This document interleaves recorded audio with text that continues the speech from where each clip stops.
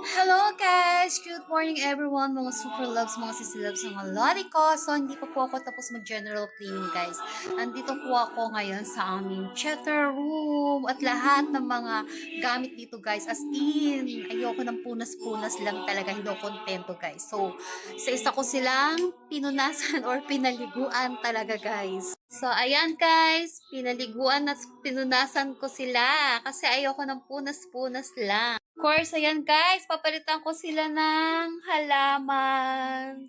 Papalitan ko sila ng halaman guys. Ayan. Ito guys, oh, medyo naalikabukan kaya nilinis kong mabuti. Ayan. Nilinis ko silang mabuti, pinaliguan ko silang lahat guys. So, ayan. Ito guys, yung patungan ng flower vase. Dalawa yan. So, pinaliguan ko rin. Ayan sila guys, naligo sila. Bagong paligo lahat. So, ito guys, bagong linis, bagong paligo, press na press. Para pagpasok sa chatter guys, malinis na malinis. Ayan guys. So, pasok tayo sa aming chatter room guys. Ayan. So, ito nga pala, guys, nilinis ko yung aking live streaming. So, ayan guys, halo-halo siya. Lilinisin natin yan guys, as in. Lilinisin natin lahat guys.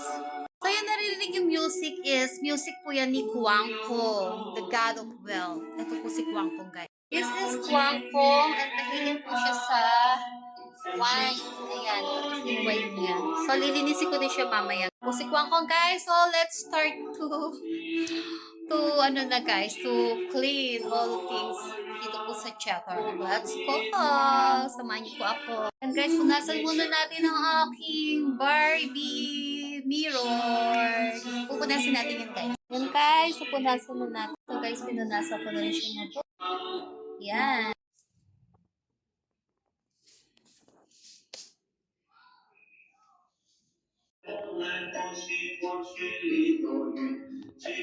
Sayang guys, lalagyan ko siya mamayang hapon ng halaman.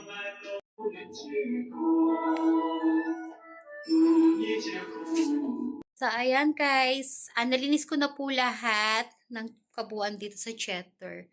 Lahat ng sulok. Tsaka po yung ano po. Yung mga all things po na nandito, pinunasan ko talaga siya guys. Ngayon, si Kwangkong naman yung pinunasan ko guys. Malinis na rin siya. Then, bibigyan ko na siya, aalaya ko na siya ng alak. Ayan po si Kwangkong. Ayan, naka-smile na siya. Kailangan guys, nakaharap siya sa pintuan. Tapos yung espada niya paloob. Ayan, nakaharap po siya sa pintuan namin dito sa chatter room.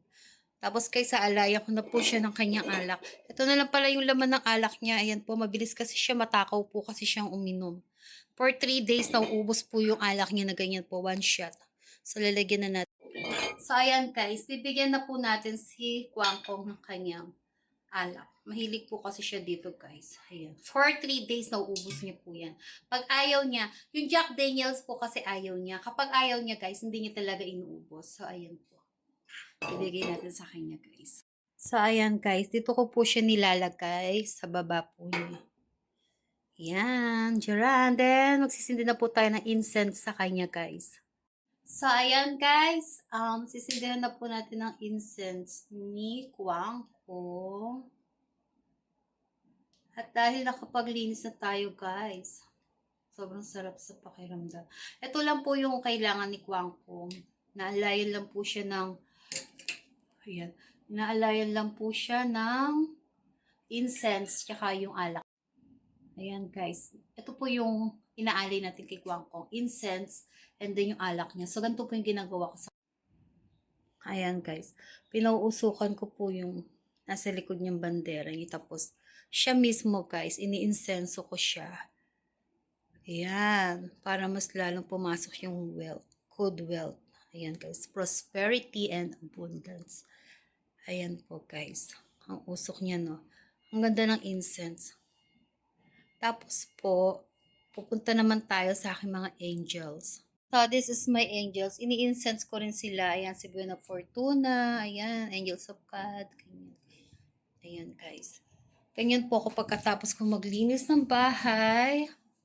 Ini-incense ko po ang aming kabahayan. Ito pala si Princess. Lumaki na siya guys. So, ayan. Ikot lang natin yung incense. Ikot lang natin, guys.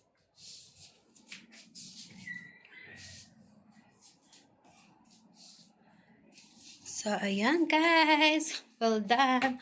Then, dito na po natin ilalagay ito. I put here incense. So, ayan, guys.